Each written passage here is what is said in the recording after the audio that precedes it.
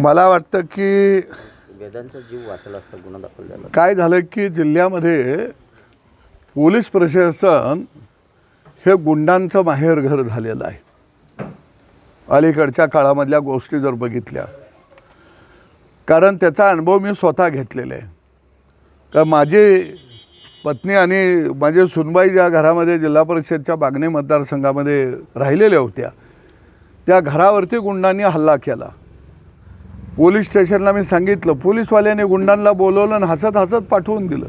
एक लोकप्रतिनिधी म्हणून जर आज आम्हीच असुरक्षित असेल तर सामान्य माणसाची काय अवस्था असेल. आणि म्हणून सांगली जिल्ह्यातले API PI DYSP ही सगळी फळी जिल्ह्याच्या बाहेर घालवणं आता गरजेचं आहे. जिल्ह्यामध्ये कर्तबगार चांगले अधिकारी हे येणं अत्यंत गरजेचं आहे.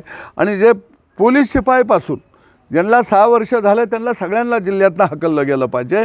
कारण हे सगळे आता हप्तेखोर झालेले आहेत. यांना बाकी जनतेचा सामान्य माणसाच्या सुरक्षेचा काही देणं घेणं नाही.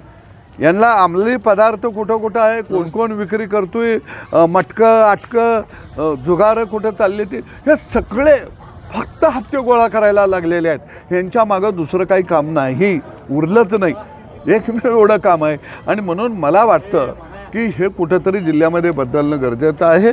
आणि माझी अपेक्षा निश्चितपणानं पोलीस अधीक्षक आदरणीय तुषार साहेबांच्याकडून आहे आणि ते तशी पावलं उचलतील. पण PI कोळेकर हे ताबडतोब निलंबित झाले पाहिजेत ही आमची मागणी आहे. हे मुख्यमंत्र्यांच्याकडे आम्ही लावून धरू.